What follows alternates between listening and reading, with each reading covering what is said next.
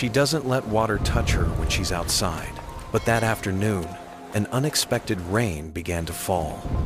Before she could run to a hiding place, she transformed into something that made everyone scatter in terror.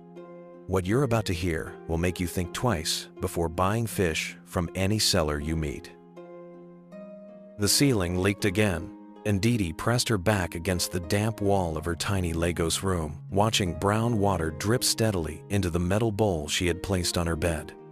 Outside, the city hummed with prosperity that seemed to touch everyone except her. Ndidi, her landlord's voice boomed through the thin door. My money. Where is my money? She closed her eyes, counting the crumpled Naira notes hidden in her mattress. 43,000. The rent was 60. Mr. Adebayo, please, she called. Give me 3 more days. I have clients coming.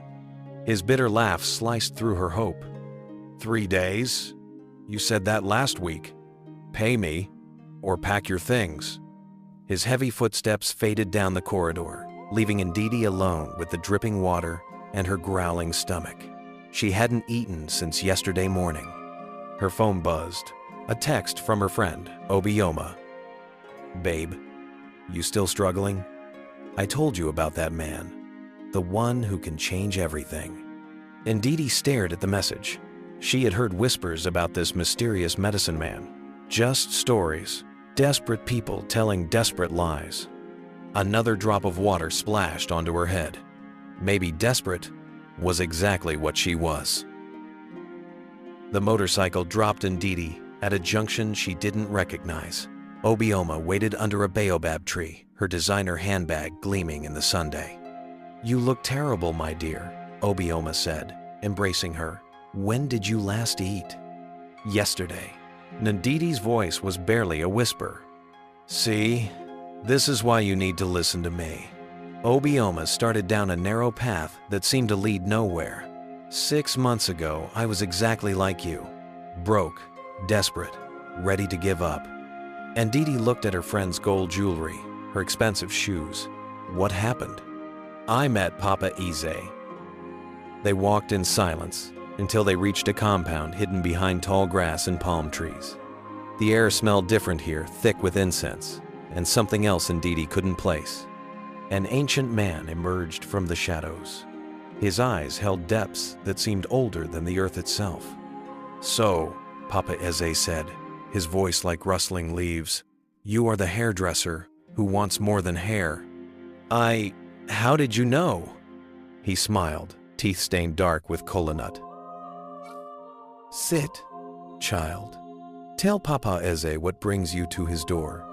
Ndidi poured everything out, her struggles, her empty stomach, her leaking ceiling, her dreams of owning something, anything that would make her feel human again. Papa Eze listened without a word. Then he stood, walking to a shelf lined with bottles and bones. Wealth, you say? Success? Independence? He turned back slowly. What would you do for these things? Anything. The word escaped before she could stop it. Papa Eze's smile widened. Anything is a dangerous word, child. Are you sure? Ndidi thought of her landlord's threats, her empty stomach, the way people looked through her like she didn't exist. Yes, anything. Business, Papa Eze mused, circling her like a predator studying prey. What kind of business calls to you? Ndidi's mind raced. Fish. People always need fish. Ah, his eyes gleamed. Fish. Yes, that can work. But my gifts come with conditions. He reached into a pouch and pulled out 3 objects, a cowrie shell, a piece of dried bark, and something that looked like scales but felt wrong in her hand. First condition, he said, placing the cowrie shell in her palm, water must never touch your skin when you are outside. Rain, rivers, even spilled drinks, never. That's strange, but okay. Second condition, he pressed the bark into her hand. You will cleanse yourself only with the fish you intend to sell. When you do this, your supply will multiply. Ndidi frowned. Cleanse myself with fish? I don't understand. You will. Third condition, He placed the scale in her other hand. She shivered. You will work only on Eke days. This protects you from rain and multiplies your profit. These rules are odd, but do not interrupt. Papa Eze's voice carried sudden menace. Break any condition and the consequences will be permanent.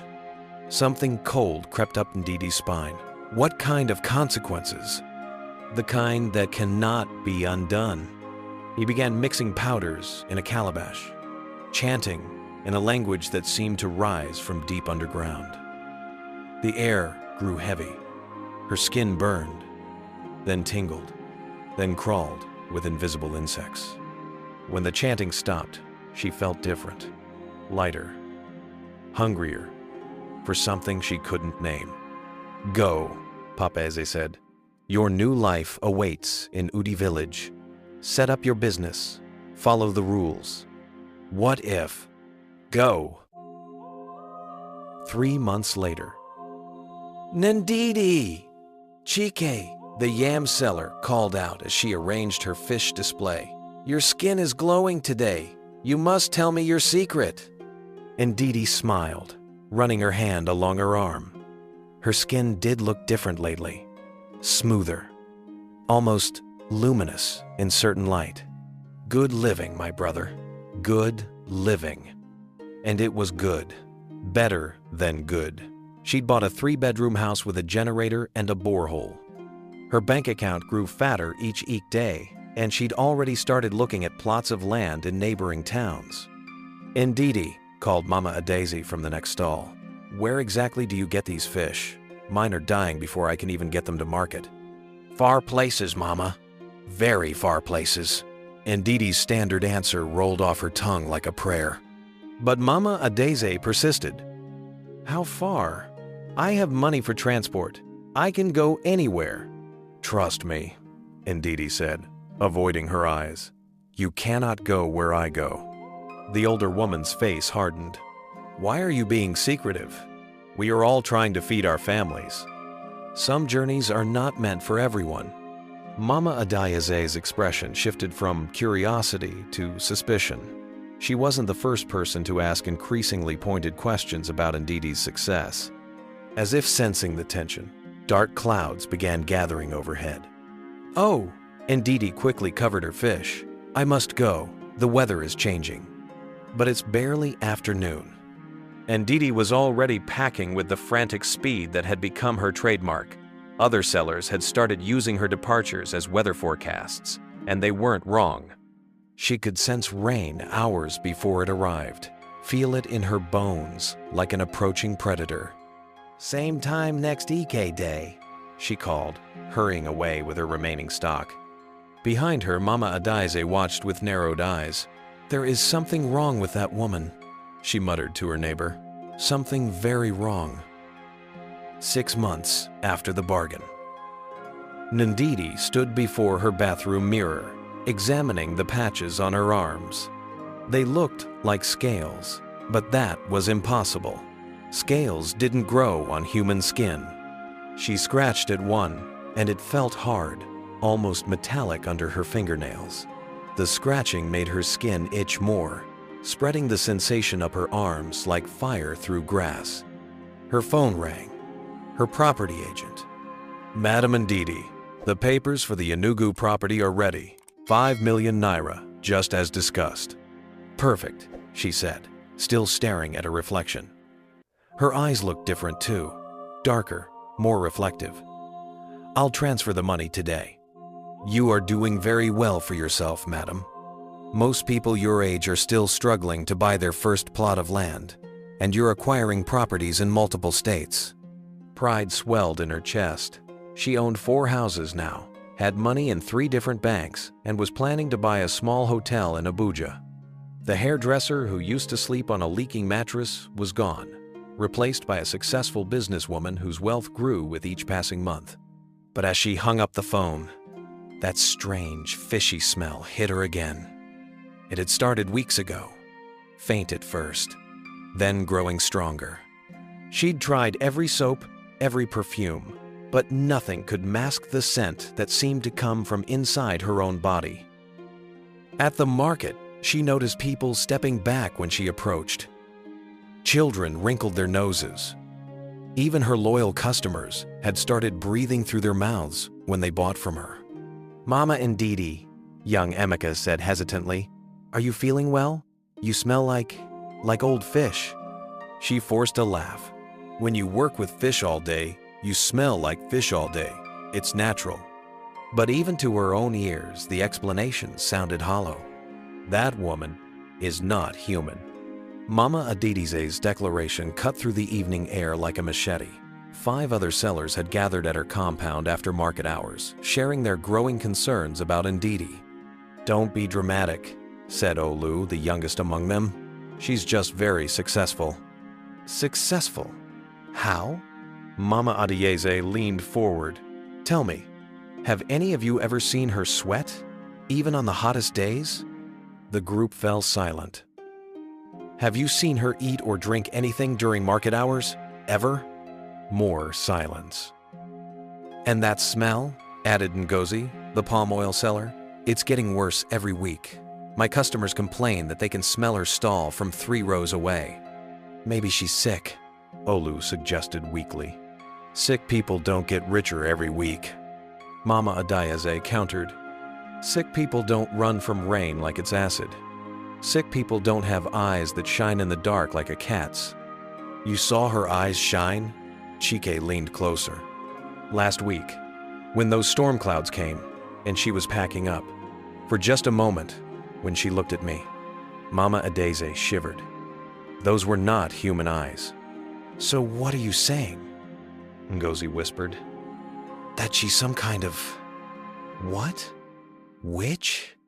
"I'm saying," Mama Adaye stood up, "that tomorrow is Eke Day, and I think it's time we found out exactly what our mysterious fish seller is hiding." The next morning brought unusual humidity. The air felt thick, pregnant with moisture that made everyone's clothes stick to their skin. Mama Adayaze positioned herself 3 stalls away from Ndidi, close enough to observe but far enough to avoid the overwhelming fish stench. She'd convinced 2 other sellers to help her watch for anything unusual.